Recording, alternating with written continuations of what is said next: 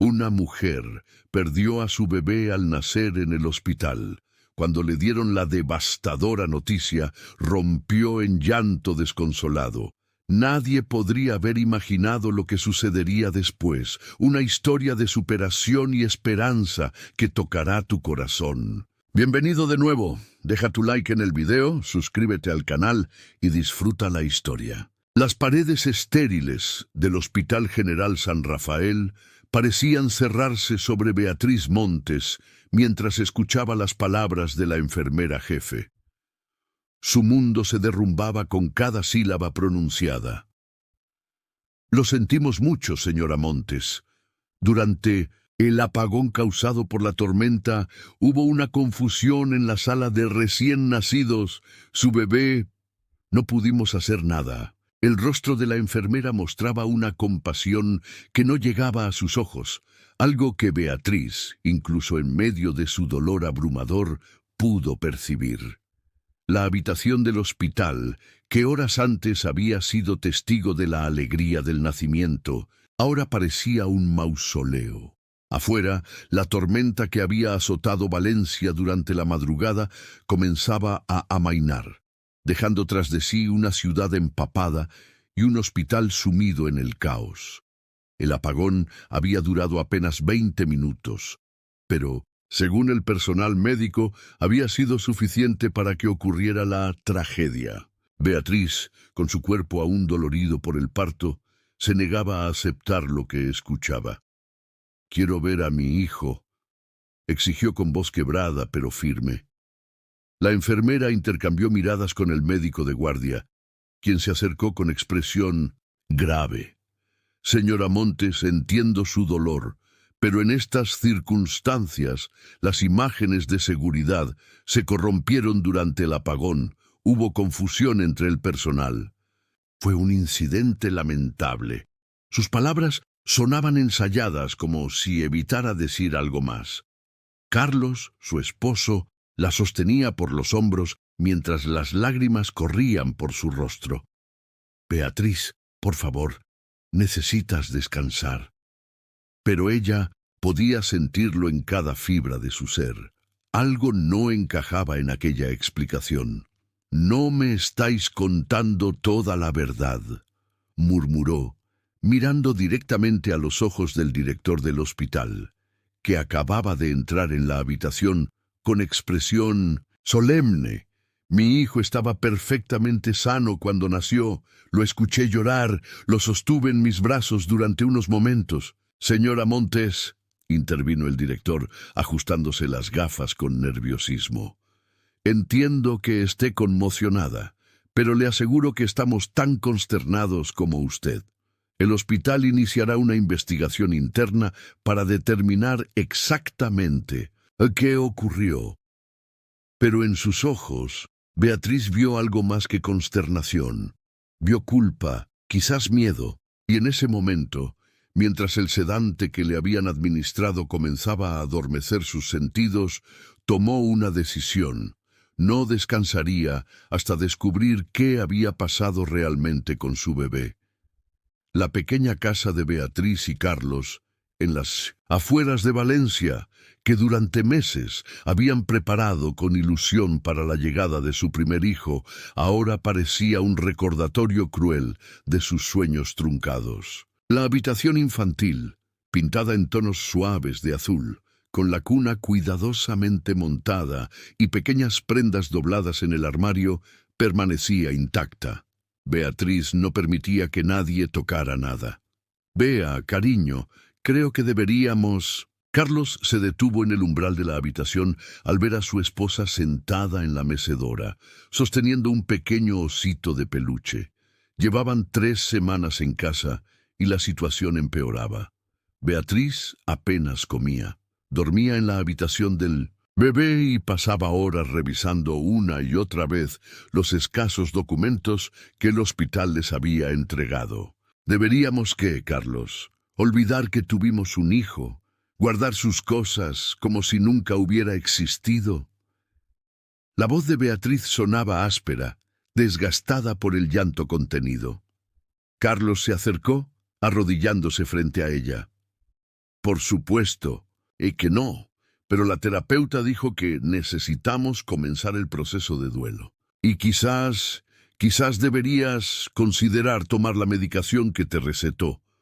Beatriz lo miró con una mezcla de dolor y determinación. No necesito pastillas para adormecer mi mente, Carlos. Necesito respuestas. Hay algo que no cuadra en todo esto. ¿Por qué no nos dejaron ver el cuerpo? ¿Por qué tanta prisa en la cremación? ¿Por qué el hospital está siendo tan evasivo con los informes detallados? Carlos suspiró profundamente. Vea, entiendo que busques una explicación que haga menos doloroso todo esto, pero a veces las tragedias simplemente ocurren. No es solo eso, insistió ella, sacando de su bolsillo una hoja de papel arrugada. He estado revisando el informe médico. Según esto, llevaron a nuestro bebé a la sala de neonatología a las 2:45 de la madrugada. Pero yo recuerdo claramente que fue a las 2:15. Lo recuerdo porque miré el reloj justo cuando la enfermera se lo llevó, diciendo que era protocolo habitual para una revisión completa. Cariño, acabas de dar a luz. Estabas agotada, confundida. No estaba confundida. La vehemencia en su voz hizo que Carlos retrocediera ligeramente. Sé lo que vi, sé lo que recuerdo, y hay más. He hablado con algunas enfermeras por teléfono, y ninguna quiere darme detalles concretos. Todas repiten la misma versión como si la hubieran memorizado. El rostro de Carlos reflejaba una preocupación creciente, no por las inconsistencias que señalaba Beatriz, sino por el estado mental de su esposa. Beatriz, por favor, esto no te hace bien. Nuestros vecinos, nuestros amigos, todos están preocupados por ti. Julia vino ayer y dijo que te vio frente al hospital durante horas. Julia debería ocuparse de sus asuntos, murmuró Beatriz con amargura.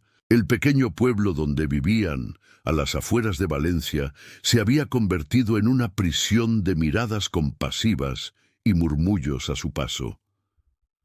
No lo entiendes, Carlos. Nadie lo entiende. Siento en mi corazón que nuestro hijo está vivo, y voy a encontrarlo. Carlos la abrazó con fuerza, conteniendo sus propias lágrimas. Te amo, Bea, más que a nada en este mundo, pero me asusta verte así. Por favor, prométeme que al menos considerarás hablar con la terapeuta una vez más. Beatriz asintió en silencio, no porque estuviera de acuerdo, sino porque necesitaba que Carlos creyera que intentaría seguir adelante, porque lo que no podía decirle, lo que no se atrevía a confesar, era que ya había iniciado su propia investigación. Si estás disfrutando de la historia, escribe 5 en los comentarios y suscríbete para más videos como este. Si no, escribe 0. Me ayuda a crear un contenido aún mejor para ti. Continuando, el pequeño despacho de Beatriz, que antes utilizaba para corregir exámenes y preparar sus clases de literatura en el instituto local, se había transformado en un centro de operaciones. En las paredes, fotografías del hospital, recortes de periódicos sobre el apagón de aquella noche fatídica, notas y diagramas dibujados por ella misma. En un rincón, una pila de libros sobre procedimientos hospitalarios y derechos de los pacientes que había devorado en las últimas semanas. Esa mañana, Beatriz se encontraba revisando nuevamente la documentación del hospital cuando su atención se fijó en un detalle. El nombre de la supervisora de enfermería que firmaba los informes de aquella noche, Dolores Vázquez, no aparecía en ningún otro documento posterior. Como profesora de literatura, Beatriz había desarrollado un ojo agudo para los detalles, para las inconsistencias en un texto. Y esta era una inconsistencia que merecía investigarse. Tras varias llamadas, y utilizando como excusa una encuesta sobre la calidad de atención hospitalaria, Consiguió el contacto de una auxiliar de enfermería que trabajaba en San Rafael. Teresa Gómez, una mujer de mediana edad con 20 años de experiencia en el hospital, accedió a tomar un café con Beatriz. «No debería estar hablando contigo sobre esto», confesó Teresa después de varios minutos de conversación trivial en una cafetería alejada del hospital. «Pero lo que te pasó, hay muchos rumores, ¿sabes? Y Dolores, ella se fue de repente. Pidió un traslado urgente a un hospital en Alicante apenas 2 días después de... después de lo que ocurrió. ¿Con tu bebé?» El corazón de Beatriz dio un vuelco. ¿Sabes por qué se fue tan repentinamente? Teresa miró a su alrededor como asegurándose de que nadie las escuchaba. «No oficialmente, pero Dolores y yo éramos amigas. La noche antes de irse, vino a mi casa. Estaba nerviosa, alterada. Me dijo que había presenciado algo en el hospital que iba contra su ética profesional. No quiso darme detalles. Dijo que era mejor que no lo supiera por mi propia seguridad». Seguridad. La palabra resonó en la mente de Beatriz como una alarma. ¿Qué podría haber visto que comprometiera su seguridad? Teresa se encogió de hombros incómoda. «No lo sé, pero esa noche, la noche del apagón, hubo algo más que no apareció en las noticias. Un paciente VIP ingresó en el ala privada del hospital, con mucha seguridad, muy reservado. Se habilitó un quirófano especial y solo permitieron la entrada a personal médico seleccionado. ¿Un VIP? ¿Quién? No lo sé con certeza. Algunos dicen que era un político importante, otros que era un empresario extranjero. Lo que sí sé es que, según los rumores, tenía relación con una investigación médica muy avanzada. Y también... Teresa dudó, bajando aún más la voz. También se rumoreaba que buscaban un bebé con una condición sanguínea específica, muy rara. Beatriz sintió que le faltaba el aire. «Mi bebé, le hicieron pruebas durante el embarazo. Tenía un tipo de sangre poco común, como el mío. El médico dijo que era interesante desde el punto de vista genético, pero que no afectaría su salud». Los ojos de Teresa se abrieron con sorpresa y preocupación. «Beatriz, no quiero alimentar falsas esperanzas, pero quizás deberías hablar con Dolores. Ella podría saber más. ¿Tienes su contacto en Alicante?» Teresa negó con la cabeza. «No, perdimos el contacto cuando se fue, pero trabaja en el Hospital Central de Alicante. Si realmente quieres respuestas, quizás deberías empezar por ahí». Esa misma tarde, Beatriz preparó una pequeña maleta. No le dijo a Carlos toda la verdad, solo que necesitaba unos días para visitar a una antigua compañera de universidad en Alicante.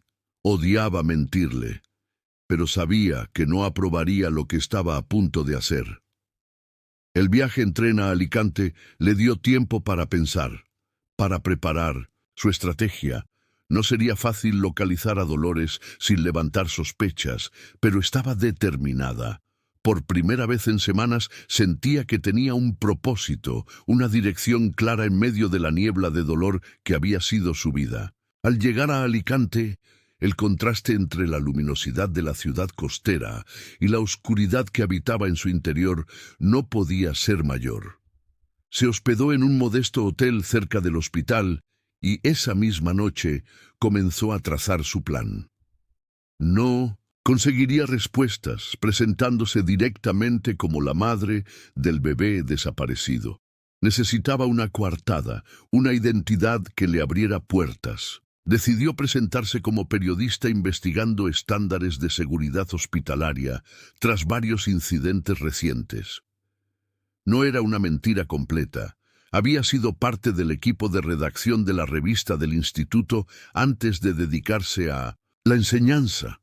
A la mañana siguiente, vestida con un traje formal y armada con una libreta y grabadora, Beatriz entró en el Hospital Central de Alicante con paso decidido. La suerte parecía estar de su lado cuando, tras preguntar en información, le indicaron que Dolores Vázquez estaba de turno en la planta de maternidad. La encontró al final de un pasillo revisando unos gráficos. Era una mujer de unos 50 años, con el pelo canoso recogido en un moño severo y una expresión de concentración absoluta en su rostro. Cuando Beatriz se acercó y se presentó como periodista, vio cómo el color abandonaba el rostro de Dolores. «No tengo tiempo para entrevistas», respondió secamente, intentando alejarse. «Es sobre los protocolos de seguridad en casos de emergencia como apagones», insistió Beatriz, siguiéndola. «El Hospital San Rafael de Valencia tuvo un incidente hace unas semanas». Dolores se detuvo en seco, girándose para mirar a Beatriz con recelo. «¿Quién eres realmente? Ningún periodista se interesaría específicamente por ese hospital». Beatriz tomó una decisión en ese instante. «Soy Beatriz Montes. Mi bebé falleció durante el apagón en San Rafael. Pero no creo que esté muerto, y creo que tú sabes qué pasó realmente». El rostro de Dolores se transformó. Miedo, reconocimiento y algo más.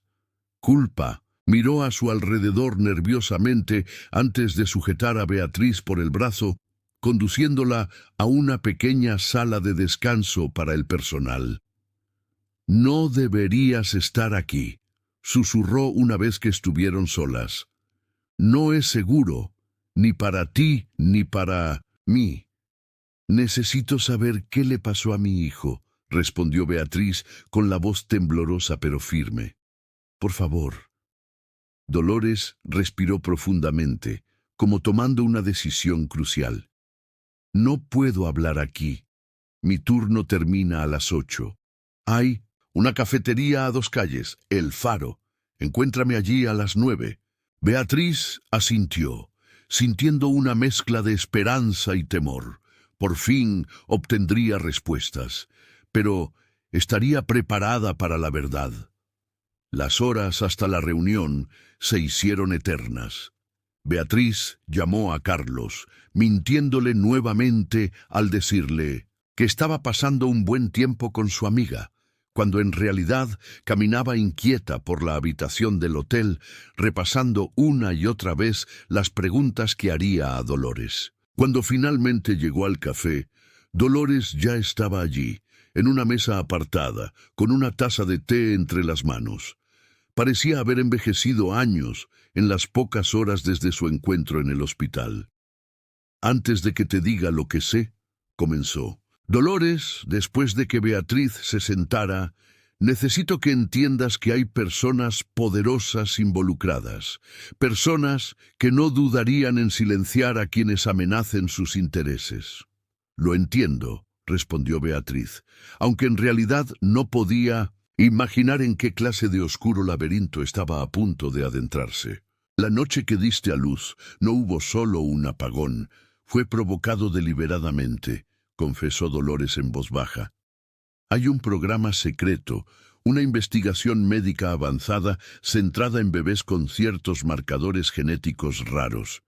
Tu hijo tiene uno de esos marcadores, un tipo de sangre que podría ser clave para desarrollar tratamientos revolucionarios para ciertas enfermedades». Beatriz sintió que el mundo se detenía. «¿Estás diciendo que robaron a mi bebé para experimentar con él?» «No exactamente experimentar», aclaró Dolores. «El programa busca estudiar estos casos únicos, desarrollar tratamientos personalizados. Está financiado por un consorcio internacional de empresas farmacéuticas, con colaboración de ciertos sectores del gobierno. Oficialmente, estos niños son tratados en centros especializados por condiciones genéticas raras. La realidad es que son seleccionados por su potencial para avanzar en investigaciones médicas revolucionarias». «¿Cómo pudiste participar en algo así?» La voz de Beatriz temblaba de rabia. «No lo sabía al principio», admitió Dolores con vergüenza evidente. «Cuando me di cuenta de lo que realmente estaba pasando, de que estaban separando bebés de sus madres, pedí el traslado inmediatamente. No podía seguir siendo parte de eso. ¿Dónde está mi hijo ahora? La pregunta que Beatriz había estado conteniendo finalmente escapó de sus labios. Dolores dudó. No lo sé con certeza, pero hay un centro en Madrid, el Instituto de Investigación Biomédica Avanzada. Es donde llevan a la mayoría de estos niños especiales. ¿Cuántos? La pregunta salió como un susurro. En los 5 años que trabajé en San Rafael, hubo al menos 6 casos. Todos reportados como fallecimientos durante complicaciones, todos bebés con marcadores genéticos específicos. Beatriz sintió una oleada de náuseas. No era solo su hijo, había otros padres sufriendo la misma agonía, viviendo con un dolor fabricado mientras sus hijos eran utilizados en investigaciones secretas. ¿Por qué me estás contando todo esto? ¿No temes las consecuencias? Los ojos de Dolores se humedecieron. Porque no puedo vivir con esta culpa. Porque cada noche sueño con los rostros de las madres a las que ayudé a engañar. Y porque quizás tú, con tu determinación, puedas hacer lo que yo no tuve el valor de hacer, exponer la verdad y recuperar a tu hijo. Antes de que pudieran continuar, el teléfono de Dolores sonó. La enfermera lo miró y su rostro palideció. Tengo que irme. Han notado mi ausencia. Toma esto. Le entregó a Beatriz un pequeño pendrive. Contiene los nombres de algunos bebés y sus fechas de fallecimiento. También hay información sobre el instituto en Madrid. Es todo lo que pude recopilar antes de irme de San Rafael. Gracias, murmuró Beatriz, guardando el pendrive como si fuera el objeto más precioso del mundo. Ten cuidado, advirtió Dolores, levantándose. No confíes en nadie del sistema sanitario. Tienen ojos en todas partes. Y con esas palabras salió apresuradamente del café. Beatriz permaneció sentada, sintiendo cómo su mundo se transformaba nuevamente. Su hijo estaba vivo, y ahora tenía una pista sobre dónde encontrarlo. Al regresar a la habitación del hotel, la primera tentación de Beatriz fue llamar a Carlos inmediatamente, contarle todo lo que había descubierto, pero se contuvo. No solo por lo que Dolores había dicho sobre la vigilancia, sino porque sabía que su esposo, racional y pragmático, podría pensar que estaba aferrándose a teorías conspirativas nacidas de su dolor. En su lugar, insertó el pendrive en su laptop y comenzó a revisar la información. Lo que encontró le heló la sangre. 6 casos en los últimos 5 años, todos con patrones similares. Bebés reportados como fallecidos durante emergencias, hospitalarias, todos con marcadores genéticos específicos, todos transferidos secretamente al Instituto de Investigación Biomédica Avanzada en Madrid. Entre los documentos había también fotografías, instalaciones médicas ultramodernas, laboratorios y lo que parecían ser salas de observación para bebés. Nada parecía indicar maltrato o condiciones inadecuadas. Al contrario, el nivel de atención parecía excepcional, pero eso no justificaba el dolor infligido a familias como la suya, ni la violación ética que suponía experimentar con niños sin el consentimiento de sus padres. ¿Y si realmente su bebé necesitaba tratamientos especiales debido a su condición genética? ¿Y si el hospital, en lugar de explicar la situación a los padres y obtener su consentimiento, había optado por este método retorcido para asegurar sujetos de investigación? Mientras estas preguntas giraban en su mente, Beatriz tomó una decisión. Iría a Madrid. Necesitaba ver con sus propios ojos este instituto, confirmar si su hijo realmente estaba allí. El regreso a Valencia fue una tortura. Mantener la compostura frente a Carlos, fingir que había sido un simple viaje para despejar la mente, cuando en realidad su corazón latía desbocado con la posibilidad de que su hijo estuviera vivo, resultaba casi imposible. «Te veo diferente», comentó Carlos durante la cena, observándola con atención. «Hay algo en tus ojos. más vida. Beatriz intentó sonreír con naturalidad. Me ha sentado bien el cambio de aires. Creo que tenías razón. Necesitaba alejarme un poco. Carlos tomó su mano a través de la mesa. Eso me alegra, amor. He estado tan preocupado por ti. Todos lo hemos estado. Incluso el director del instituto preguntó cuándo volverías a dar clases. Pronto, respondió ella, sabiendo que era otra mentira. No volvería a su vida normal hasta encontrar a su hijo. Pero antes creo que necesito otro pequeño viaje. ¿Otro viaje? La preocupación regresó al rostro de Carlos. ¿A dónde? A Madrid, respondió intentando sonar casual. Hay una feria de libros que podría ser interesante para el club de lectura del instituto. Solo serán un par de días. Carlos la miró con recelo. Beatriz, ¿estás segura de que esto no... es otra forma de... ¿De qué, Carlos? Lo interrumpió con más brusquedad de la que pretendía. ¿De evitar afrontar la realidad? ¿De aferrarme a fantasías? No quise decir eso, respondió él claramente dolido. Solo me preocupo por ti, por nosotros. Desde que perdimos al bebé, es como si te hubiera perdido a ti también. Beatriz sintió una punzada de culpa. Carlos también sufría, a su manera, y ella lo estaba excluyendo de su búsqueda, de la posibilidad de que su hijo estuviera vivo. Pero ¿cómo explicarle todo sin que pensara que estaba delirando? ¿Cómo pedirle que confiara en ella cuando ni siquiera podía compartir sus fuentes o pruebas concretas? Lo siento, dijo finalmente. Sé que también ha sido duro para ti, y te prometo que estoy intentando encontrar mi camino a través de este dolor. Este viaje creo que me ayudará a obtener cierto cierre. No era del todo mentira. Si descubría que todo había sido una cruel confusión, que su bebé realmente había fallecido aquella noche, tal vez podría comenzar a aceptarlo. Pero si estaba en lo cierto, si su instinto maternal no la engañaba... De acuerdo, cedió. Carlos, ve a Madrid, pero prométeme que a la vuelta hablaremos seriamente sobre nuestro futuro, sobre cómo seguir adelante juntos. Te lo prometo, respondió ella, sabiendo que de una forma u otra su vida cambiaría para siempre después de este viaje. 3 días después, Beatriz se encontraba en Madrid, hospedada en un pequeño hotel cerca del Instituto de Investigación Biomédica Avanzada.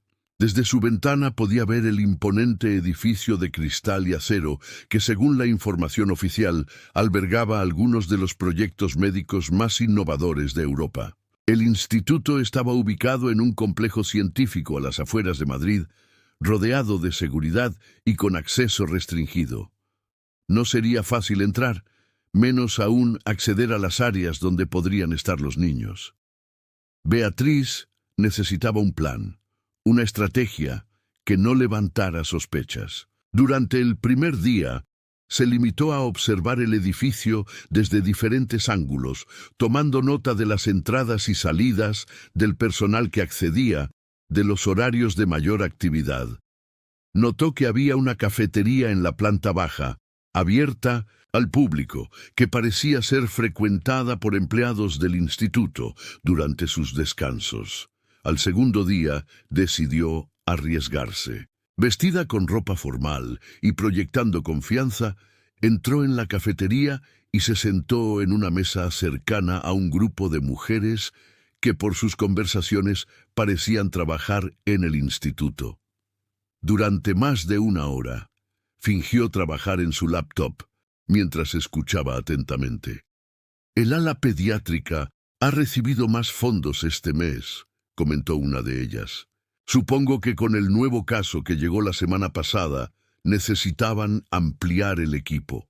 ¿Otro bebé con el perfil alfa?, preguntó otra en voz baja. Sí, de Valencia. Un varón con el marcador completo. Dicen que es el más prometedor. Hasta ahora. Beatriz sintió que su corazón se detenía. Un bebé de Valencia, un varón llegado la semana pasada, la misma semana en que supuestamente su hijo había fallecido. No podía ser coincidencia.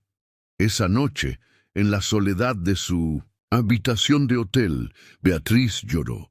Lágrimas de rabia, de impotencia, pero también de esperanza. Su hijo estaba vivo, estaba cerca, podía sentirlo, pero ¿cómo podría acceder a él?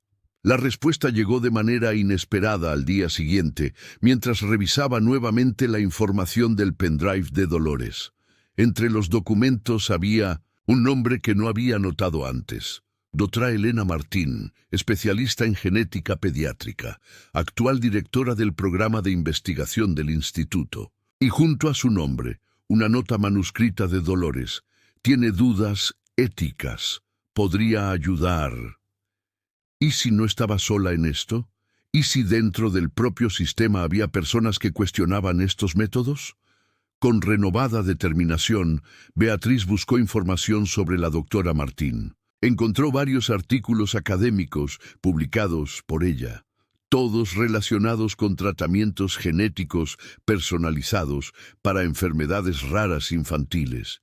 También descubrió que daba clases en la Universidad Complutense y, para su fortuna, tenía una conferencia abierta al público esa misma tarde. La conferencia se titulaba Fronteras éticas en la investigación genética pediátrica, lo que parecía confirmar la nota de Dolores sobre las dudas morales de la doctora. Beatriz asistió, sentándose en las últimas filas del auditorio universitario. Elena Martín resultó ser una mujer de unos 40 años, con una presencia serena y un discurso apasionado pero mesurado. Durante una hora habló sobre los dilemas éticos que planteaban las nuevas tecnologías genéticas, sobre la importancia del consentimiento informado y sobre los peligros de permitir que intereses económicos dictaran la dirección de la investigación médica. La ciencia debe servir a la humanidad, no a los accionistas, concluyó, y ningún avance médico justifica el sufrimiento o la manipulación de los más vulnerables. Al terminar la conferencia, mientras la mayoría del público abandonaba el auditorio, Beatriz se acercó a la doctora Martín, quien respondía preguntas de algunos estudiantes. «Disculpe, doctora», intervino Beatriz cuando finalmente quedaron prácticamente solas. Su conferencia ha sido reveladora, especialmente lo que ha dicho sobre el consentimiento informado en investigaciones con menores. «Gracias», respondió Elena con una sonrisa educada. «Es un tema que me preocupa especialmente en el contexto actual». «Me preguntaba», continuó Beatriz, bajando la voz, «¿qué opina sobre programas que seleccionan bebés con marcadores genéticos específicos sin el conocimiento de sus padres?» La sonrisa de Elena se congeló. Miró a Beatriz con intensidad, como evaluándola.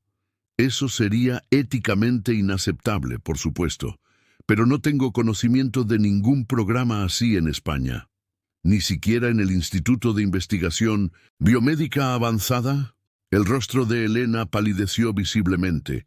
Miró a su alrededor antes de responder. «No sé quién es usted ni qué busca, pero este no es lugar para hablar de estos temas. Por favor», insistió Beatriz, sacando de su bolso una fotografía de su ecografía. «Mi nombre es Beatriz Montes. Mi hijo supuestamente murió hace un mes en el Hospital San Rafael de Valencia durante un apagón, pero ahora sé que está vivo y que probablemente se encuentra en el instituto donde usted trabaja».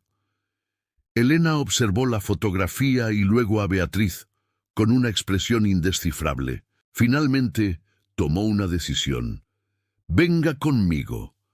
La condujo hasta su despacho en la universidad, cerrando la puerta tras ellas. «Si lo que dice es cierto, está en grave peligro, señora Montes. Estas personas no juegan limpio». «¿Entonces es verdad?» Beatriz apenas podía contener su emoción. ¿El instituto realmente tiene a estos niños? Elena suspiró profundamente. «Sí. El programa Génesis, como lo llaman internamente, lleva funcionando casi una década. Comenzó con buenas intenciones, identificar y tratar bebés con condiciones genéticas raras que podrían beneficiarse de terapias experimentales, pero con el tiempo, los intereses financieros tomaron el control. Descubrieron que estos niños no solo podían ser tratados, sino que sus perfiles genéticos únicos podían ser la clave para desarrollar tratamientos revolucionarios con un valor de mercado incalculable. ¿Y por qué no informar a los padres? ¿Por qué el secretismo, la crueldad de hacernos creer que nuestros hijos han muerto? Control, respondió Elena simplemente. Un padre informado podría hacer preguntas incómodas, podría exigir condiciones, podría retirar a su hijo del programa en cualquier momento. Sin padres en la ecuación, tienen control total sobre estos niños, sobre las investigaciones, sobre las potenciales patentes. Beatriz sintió náuseas ante la frialdad del cálculo. ¿Usted participa en esto? No directamente, aclaró Elena. Me reclutaron por mi experiencia en genética pediátrica, pero me mantienen alejada del programa Génesis. Creo que sospechan de mis escrúpulos éticos. Sin embargo, tengo acceso a ciertas áreas del instituto y he visto cosas que me han hecho cuestionar para quién estoy realmente trabajando. Ayúdeme, suplicó Beatriz. Ayúdeme a encontrar a mi hijo. Elena guardó silencio por un largo momento. Lo que me pide podría costarme mi carrera, incluso mi libertad. Pero lo que está ocurriendo en ese instituto, no puedo seguir siendo cómplice por omisión. Tomó un papel y escribió algo en Byzantium. Mañana a las 10:30, preséntese en esta dirección. Es una entrada secundaria del instituto, utilizada principalmente por personal de mantenimiento. Pregunte por Miguel, el jefe de limpieza. Dígale que va de parte mía, para la entrevista, de trabajo. Él la ayudará a entrar. Y luego tendrá aproximadamente 1 hora antes de que alguien note que no es realmente personal de limpieza. Utilice ese tiempo para buscar el ala pediátrica en la planta 3ª. Pero sea extremadamente cautelosa. Si la descubren, entiendo. Los riesgos, afirmó Beatriz con determinación, y los asumo. Solo necesito ver a mi hijo, confirmar que está vivo. Hay algo más que debería saber, añadió Elena con gravedad. Estos niños reciben tratamientos experimentales. Algunos presentan mejorías extraordinarias en sus condiciones genéticas. Otros experimentan complicaciones. Si encuentra a su hijo, debe entender que puede necesitar cuidados médicos especializados que quizás no estén disponibles fuera del instituto. Beatriz asintió, absorbiendo esta nueva información. Lo importante es que está vivo. Todo lo demás lo afrontaremos paso a paso. Antes de despedirse, Elena le entregó una tarjeta de acceso. Esto le permitirá moverse por algunas áreas restringidas. Es mi tarjeta personal. La reportaré como perdida mañana por la tarde, así que úsela con prudencia. Gracias, murmuró Beatriz, guardando la tarjeta como un tesoro. No sé cómo podré pagarle esto. Exponiendo la verdad, respondió Elena con firmeza. Cuando recupere a su hijo, asegúrese de que el mundo sepa lo que está ocurriendo en ese instituto. Es la única forma de detenerlos. Esa noche, Beatriz apenas pudo dormir. 1000 escenarios, 1000 posibilidades giraban en su mente. ¿Y si no lograba encontrar a su hijo? ¿Y si lo encontraba pero no podía sacarlo del instituto? ¿Y si Elena estaba equivocada y todo era una trampa? Pero más allá de los miedos, una certeza brillaba. Su instinto maternal no la había engañado. Su hijo estaba vivo y mañana, si la fortuna estaba de su lado, por fin lo tendría de nuevo en sus brazos. En la mañana siguiente, exactamente a las 10:30, Beatriz se presentó en la dirección indicada. Era una entrada discreta en la parte posterior del edificio, vigilada por una sola cámara de seguridad. Tal como le había indicado Elena, preguntó. Por Miguel, y mencionó la entrevista de trabajo. Miguel resultó ser un hombre de mediana edad, con expresión cansada pero amable. No hizo preguntas, simplemente la condujo a un pequeño vestuario y le entregó un uniforme de limpieza y una credencial provisional. La doctora Martín me explicó su situación, dijo en voz baja mientras Beatriz se colocaba el uniforme sobre su ropa. Mi hermana perdió a un bebé hace 5 años en circunstancias similares. Nunca pudimos probar nada, pero siempre sospechamos que algo no encajaba. Si su hijo está realmente aquí, encuentre la forma de exponer todo esto. Beatriz asintió, conmovida por este inesperado aliado. Lo haré, se lo prometo. El ala pediátrica está en la 3ª planta, sector oeste, le indicó Miguel. A esta hora suele haber menos personal médico, ya que la mayoría está en reuniones de coordinación. Tiene aproximadamente 1 hora antes de que alguien cuestione su presencia allí. Buena suerte. Con el corazón latiendo desbocado, Beatriz siguió las indicaciones de Miguel. Empujando un carrito de limpieza para justificar su presencia, tomó el ascensor hasta la 3ª planta. La tarjeta de Elena le permitió acceder al sector oeste, un área de aspecto futurista, con paredes blancas, luces LED y un silencio casi absoluto. A medida que avanzaba por el pasillo, podía ver a través de ventanas de cristal lo que parecían ser pequeñas salas de observación. En cada una, equipos médicos avanzados y, en algunas, cunas especiales. Beatriz se detuvo frente a cada ventana, buscando desesperadamente a su hijo. Fue en la 5ª sala donde lo vio. A pesar de haber pasado un mes, a pesar de los tubos y sensores conectados a su pequeño cuerpo, lo reconoció instantáneamente. Su bebé, su hijo, estaba allí, respirando, vivo, tan cerca y a la vez tan inaccesible tras el cristal de seguridad. Las lágrimas nublaron su visión mientras observaba a su pequeño. Parecía estar dormido, conectado a varios monitores que registraban sus constantes vitales. A su lado, una tableta digital mostraba lo que parecían ser sus datos médicos. Beatriz sabía que no podía simplemente entrar y tomarlo. Necesitaba más información, un plan más elaborado. Con manos temblorosas sacó su teléfono y tomó varias fotografías, tanto del bebé como de la información visible en la tableta. Sería su prueba, su evidencia de que no estaba loca, de que su hijo realmente estaba vivo. Estaba tan absorta observando a su hijo que no notó la presencia detrás de ella hasta que una voz la sobresaltó. ¿Quién es usted? Esta área está restringida para personal autorizado. Beatriz se giró para encontrarse con un hombre de bata blanca que la miraba con suspicacia. Por su identificación, parecía ser uno de los médicos del programa. «Disculpe, doctor», balbuceó, intentando mantener la compostura. «Servicio de limpieza. Me dijeron que preparara esta zona para una visita especial esta tarde». El médico entrecerró los ojos, claramente no convencido. «No hay ninguna visita programada. Déjeme ver su identificación».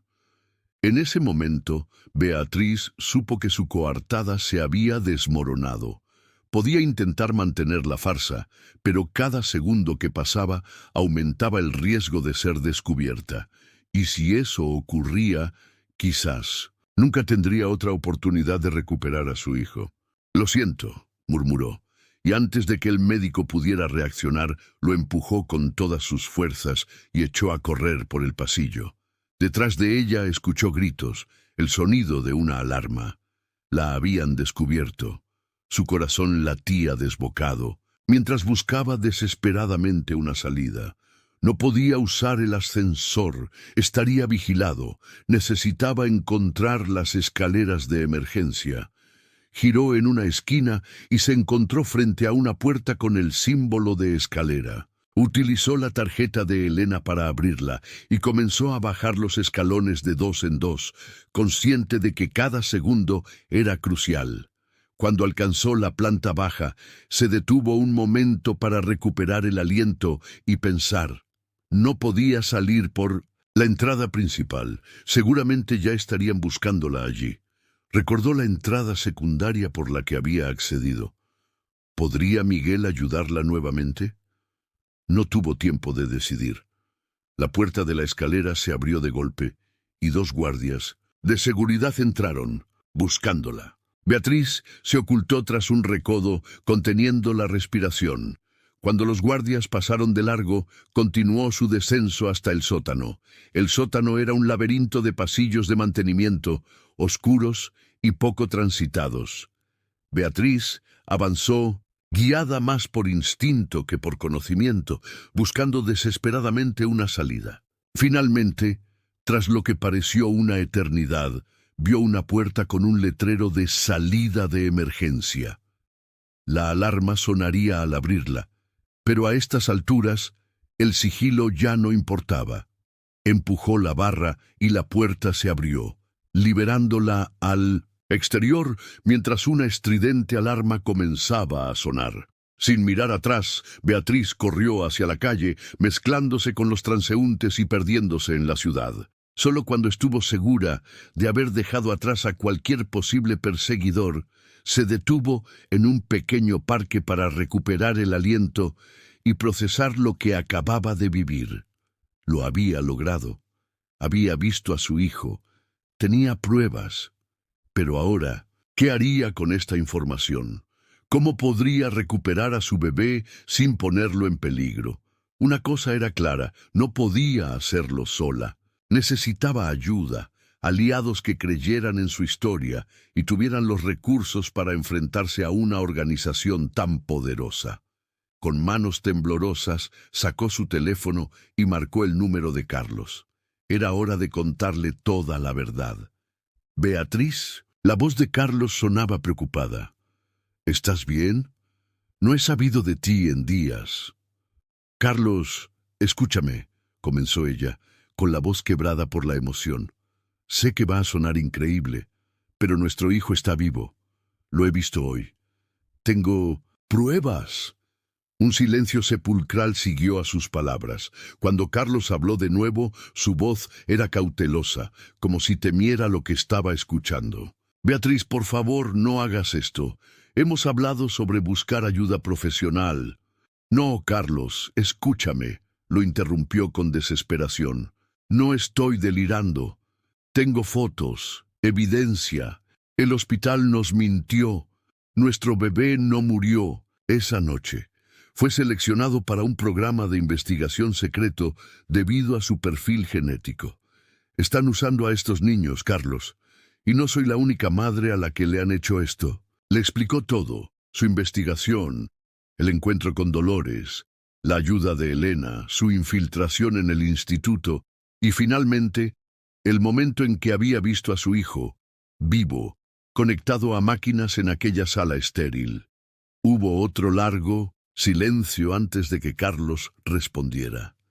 «Si lo que dices es cierto, esto es monstruoso, Beatriz, pero también extremadamente peligroso.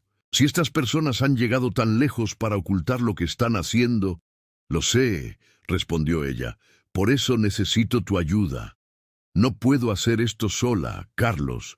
Necesito que confíes en mí». «¿Dónde estás ahora?» «En Madrid, en Minnesota, un parque cerca del instituto. No puedo volver al hotel. Podrían estar buscándome allí». «Escucha», dijo Carlos con decisión, «voy a tomar el primer tren a Madrid.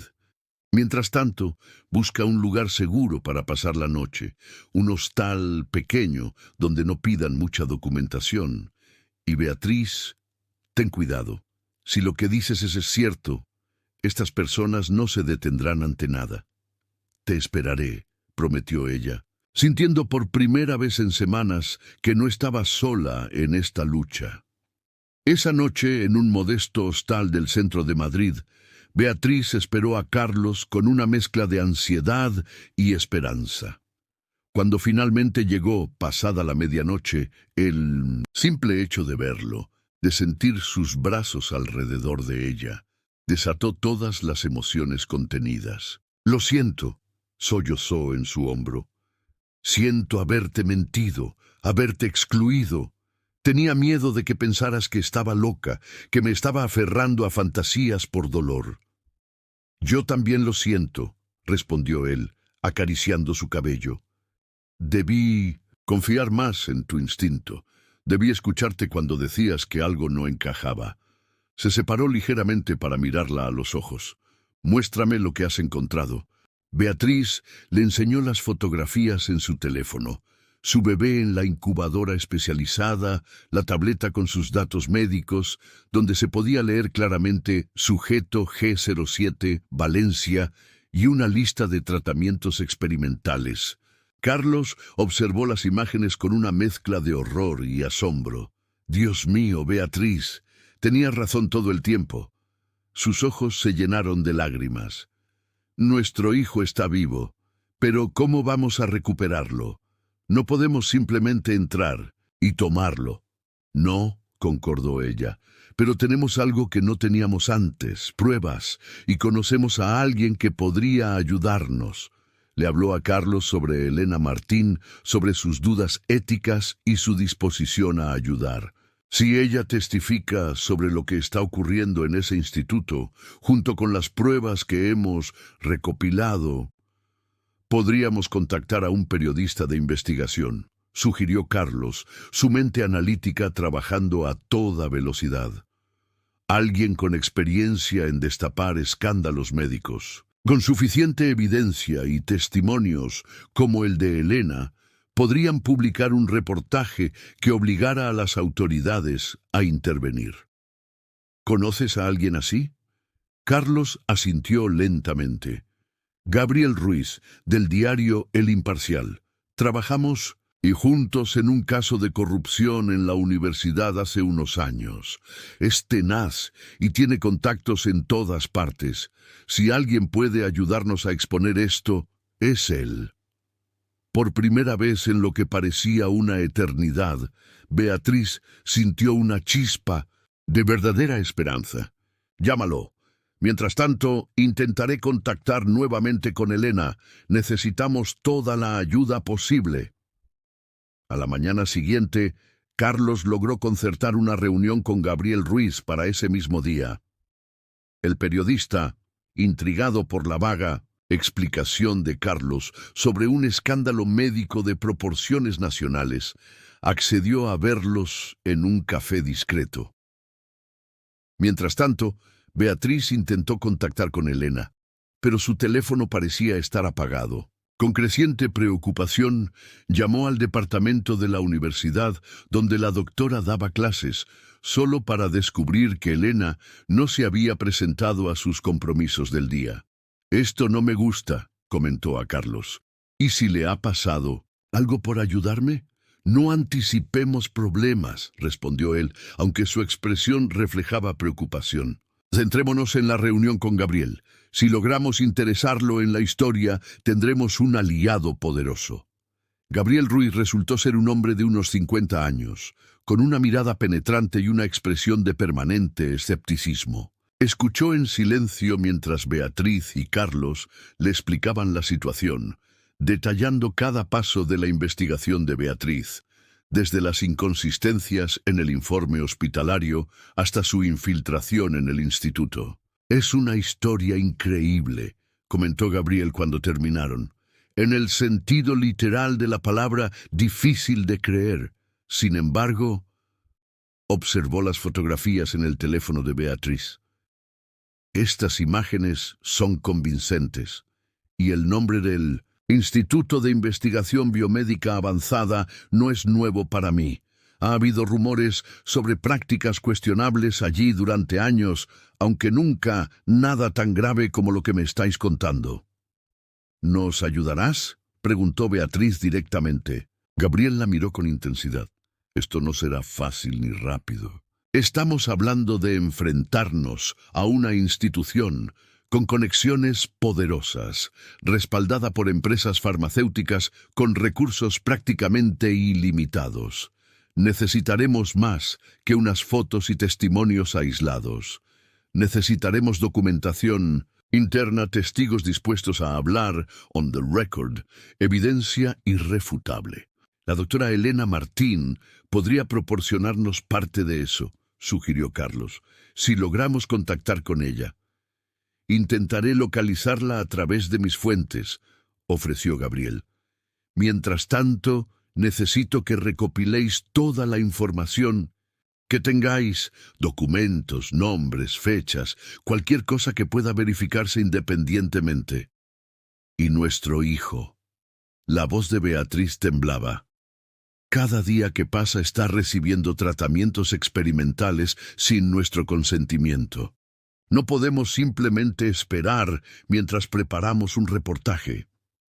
Gabriel guardó silencio por un momento, considerando la situación. Entiendo vuestra urgencia, pero un movimiento precipitado podría poner en peligro no solo la posibilidad de recuperar a vuestro hijo, sino también de exponer toda la operación. Si buscáis justicia para todas las familias afectadas... La doctora Martín mencionó algo importante, recordó Beatriz. Dijo que estos niños reciben tratamientos especializados para sus condiciones genéticas. Algunos mejoran extraordinariamente, otros experimentan complicaciones. Si sacamos a nuestro hijo del instituto sin la información médica adecuada, sin entender exactamente qué le han hecho, Carlos tomó su mano. Tienes razón, necesitamos actuar con cabeza fría. Recuperar a nuestro hijo es la prioridad, pero debemos hacerlo de forma que no lo ponga en riesgo. Dadme 3 días, propuso Gabriel. Tiempo para investigar, para contactar con posibles fuentes dentro del instituto, para preparar un caso sólido. Si en 3 días no tenemos avances significativos, buscaremos otra estrategia. Beatriz y Carlos asintieron, aunque la idea de esperar más tiempo les resultaba dolorosa. Pero Gabriel tenía razón. Necesitaban un plan sólido, no solo para recuperar a su hijo, sino para asegurarse de que pudiera recibir los cuidados necesarios una vez fuera del instituto. Los 3 días siguientes fueron un torbellino de actividad. Gabriel movilizó a su red de contactos, buscando información sobre el instituto, sobre casos similares en otros hospitales, sobre las empresas farmacéuticas involucradas. Carlos utilizó sus conocimientos informáticos para analizar la documentación que Beatriz había recopilado, buscando patrones, conexiones, cualquier cosa que pudiera fortalecer su caso. Beatriz, por su parte, se obsesionó con encontrar a Min Santushil. Elena Martín. La doctora seguía sin aparecer y cada hora que pasaba aumentaba su preocupación. La habrían descubierto ayudándola. Estaría en peligro por su culpa. Al tercer día, cuando ya comenzaban a perder la esperanza de localizar a Elena, recibieron una llamada de Gabriel. «La hemos encontrado», anunció sin preámbulos. Elena Martín está internada en una clínica privada a las afueras de Madrid. Oficialmente sufrió un colapso por estrés, pero mis fuentes dicen que fue una advertencia del instituto. La están vigilando, pero he conseguido que una enfermera le pase un mensaje. Está dispuesta a ayudarnos, a testificar sobre lo que sabe. ¿Podemos verla?, preguntó Beatriz ansiosamente. No directamente. Sería demasiado arriesgado para ella y para vosotros. Pero me ha dado algo mejor. Acceso a su cuenta en la red interna del instituto. Documentación completa sobre el programa Génesis, incluidos los tratamientos que están recibiendo los niños, los resultados de las investigaciones, todo. ¿También información sobre nuestro hijo? La voz de Carlos reflejaba una mezcla de esperanza y temor. Sí, confirmó Gabriel. Y aquí es donde la historia se complica aún más. Según los datos médicos, vuestro hijo tiene una variante genética extremadamente rara que lo hace único como caso de estudio. Los tratamientos experimentales que está recibiendo están mostrando resultados prometedores, no solo para su condición, sino para el desarrollo de terapias que podrían beneficiar a miles de niños con enfermedades genéticas similares. ¿Estás diciendo que deberíamos dejar a nuestro hijo allí? La indignación en la voz de Beatriz era palpable. Por el bien mayor. No, aclaró Gabriel rápidamente. Estoy diciendo que necesitamos un enfoque que permita recuperar a vuestro hijo y a los otros niños, sin interrumpir tratamientos que podrían ser vitales para ellos. Y creo que tengo un plan. ¿Alguna vez has experimentado una lucha contra un sistema poderoso o conoces a alguien que haya tenido que enfrentarse a instituciones que parecen intocables? Cuéntanos tu experiencia en los comentarios. El plan de Gabriel era audaz, arriesgado, pero potencialmente efectivo. Utilizaría su posición como periodista de investigación para preparar un reportaje explosivo sobre el programa Génesis, respaldado por la documentación proporcionada por Elena y los testimonios de Beatriz y otros padres afectados que habían logrado identificar a través de los registros. Pero no publicaremos inmediatamente, explicó Gabriel. Primero, contactaremos discretamente con la Fiscalía Especial contra la Corrupción. Les presentaremos el caso, la evidencia, todo. Con suerte, iniciarán una investigación oficial que culminará con la intervención del instituto. ¿Y si se niegan a actuar?, preguntó Carlos, escéptico. Si este programa tiene las conexiones que sospechas, entonces pasamos al plan B, respondió Gabriel con determinación. Publicamos el reportaje simultáneamente en varios medios internacionales. Una vez que la historia esté en el dominio público, ni siquiera los más poderosos podrán contenerla. Durante las siguientes semanas pusieron el plan en marcha. Gabriel preparó un dossier exhaustivo sobre el programa Génesis, documentando cada caso, cada violación ética, cada conexión con empresas farmacéuticas y políticos influyentes. Elena, desde su internamiento, continuó proporcionando información crucial a través de la enfermera que se había convertido en su aliada. Beatriz y Carlos, por su parte, contactaron con otras familias identificadas en los registros. Algunas reaccionaron con incredulidad, otras con esperanza desesperada, pero todas coincidían en que algo no había encajado en las explicaciones sobre la muerte de sus hijos. Mientras tanto, el tiempo pasaba, y Beatriz sentía cada día como una eternidad lejos de su bebé. Las fotografías en su teléfono se habían convertido en su talismán, en la prueba tangible de que no había estado loca, de que su instinto maternal no la había engañado.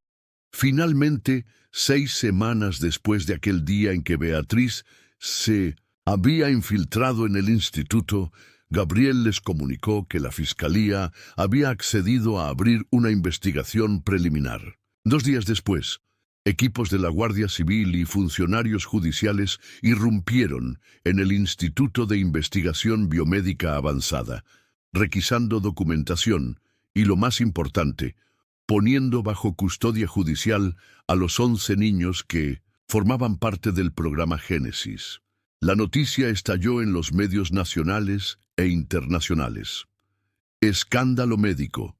Bebés robados para investigación experimental. Rezaban los titulares. El reportaje de Gabriel, publicado el mismo día de la intervención, proporcionaba detalles escalofriantes sobre cómo se había engañado a los padres, cómo se habían falsificado certificados de defunción y cómo niños perfectamente sanos habían sido sometidos a tratamientos experimentales sin consentimiento. Para Beatriz y Carlos, sin embargo, la verdadera victoria llegó 3 días después, cuando finalmente pudieron entrar en el hospital donde los niños habían sido trasladados bajo supervisión médica y judicial. Allí, en una habitación luminosa, alejada del bullicio mediático, un médico les entregó a su hijo.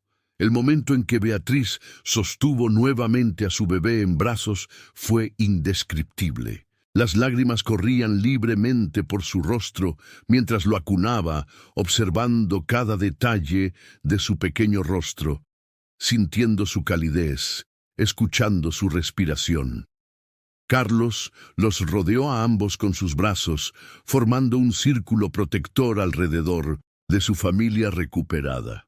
«Es perfecto», susurró Beatriz entre lágrimas de alegría. «Absolutamente perfecto». El médico que los acompañaba, sin embargo, tenía información importante que compartir. Su hijo está estable y responde bien, pero deben saber que ha recibido tratamientos experimentales para su condición genética. Los resultados han sido positivos. Sus marcadores muestran una mejoría significativa. Sin embargo, necesitará seguimiento médico especializado durante algún tiempo. «¿Qué tipo de condición genética?», preguntó Carlos, tratando de comprender la situación médica de su hijo. «Es una variante rara del síndrome de Marfan, una condición que afecta el tejido conectivo. Los tratamientos que ha recibido son innovadores, basados en terapia génica. En circunstancias normales, estos tratamientos habrían tardado años en estar disponibles para pacientes, pero…» El médico hizo una pausa, incómodo. «Bueno, el programa aceleró el proceso de investigación de formas éticamente cuestionables. ¿Nuestro hijo estará bien?». La pregunta de Beatriz iba al corazón del asunto. «Con el seguimiento adecuado, tiene un excelente pronóstico. Los datos sugieren que la terapia ha corregido gran parte de las manifestaciones del síndrome. Es posible que lleve una vida completamente normal». Beatriz abrazó a su hijo con más fuerza, agradecida por esta noticia, pero aún procesando todo lo sucedido. «¿Y los otros niños? ¿Las otras familias?». «Estamos contactando con todas ellas», respondió el médico. «Algunos casos son más complejos que otros, pero todos los niños están recibiendo la atención médica que necesitan mientras se resuelve la situación legal». En las semanas siguientes, el caso continuó desarrollándose. Altos cargos del instituto fueron detenidos y procesados. Empresas farmacéuticas implicadas vieron desplomarse sus acciones en bolsa. Se iniciaron investigaciones en otros hospitales sospechosos de prácticas similares. Y poco a poco, todas las familias afectadas pudieron reunirse con sus hijos. Elena Martín, recuperada de su colapso, se convirtió en testigo clave en el proceso judicial. Su valentía al proporcionar información crucial fue reconocida tanto por las autoridades como por las familias a las que había ayudado a reunirse con sus hijos. Para Beatriz y Carlos, la vida comenzó una nueva etapa. Su hijo, al que finalmente pudieron inscribir legalmente con el nombre que habían elegido antes de su nacimiento, Daniel, crecía sano y fuerte bajo la atenta supervisión médica de especialistas que ahora trabajaban con total transparencia. Beatriz, transformada por su experiencia, decidió no regresar a su puesto como profesora de literatura.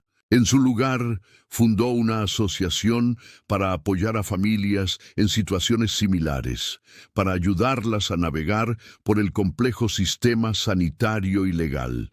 Su determinación, su negativa a aceptar explicaciones que no encajaban, se había convertido en su mayor fortaleza. «Nunca subestimes el instinto de una madre», solía decir a los padres que acudían a ella en busca de ayuda. «Si sientes que algo no encaja, si tu corazón te dice que sigas buscando, hazlo. No permitas que nadie te convenza de que estás loca por cuestionar lo establecido».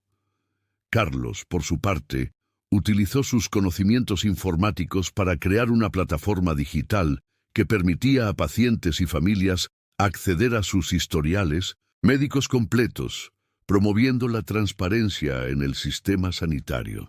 Un año después de la intervención en el instituto, Beatriz, Carlos y el pequeño Daniel celebraron un evento especial en su hogar. Reunieron a todas las familias afectadas por el programa Génesis, junto con aquellos que les habían ayudado en su lucha: Gabriel, Elena, incluso Miguel, el jefe de limpieza que había facilitado la entrada de Beatriz al instituto. En el jardín de su casa, mientras los niños jugaban bajo el sol del verano valenciano, Beatriz observaba a su hijo con una mezcla de gratitud y asombro. El camino había sido doloroso, lleno de obstáculos, pero cada paso había valido la pena. ¿En qué piensas?, preguntó Carlos abrazándola por la espalda. En lo afortunados que somos, respondió ella, recostándose contra su pecho. No solo por haber recuperado a Daniel, sino por haber encontrado un propósito mayor a través de todo esto. Hemos ayudado a cambiar un sistema, a exponer prácticas corruptas, a reunir familias. Tú lo hiciste, corrigió él con orgullo. Tu determinación, tu negativa a aceptar lo que todos daban por hecho. Nunca dejaste de luchar, ni siquiera cuando yo dudé. Todos luchamos a nuestra manera, respondió ella, girándose para mirarlo. Y ahora tenemos toda una vida por delante para disfrutar de nuestra victoria. Mientras el sol comenzaba a ponerse, arrojando una luz dorada sobre los niños que jugaban, Beatriz pensó en aquel día oscuro en el hospital, cuando le habían dicho que su hijo había muerto. El dolor había sido real, desgarrador, pero también había sido el comienzo de un viaje que la había llevado a descubrir una fortaleza que no sabía que poseía. La verdad, por dolorosa o complicada que fuera, siempre merecía ser descubierta. Y el amor de una madre, ese instinto primario que la había guiado a través de la oscuridad, era una fuerza que ni el más poderoso de los sistemas podía silenciar. ¡Felicidades! Escribe 9 en los comentarios para que sepa que te quedaste hasta el final conmigo. Gracias por ver y hasta la historia de mañana en este mismo canal.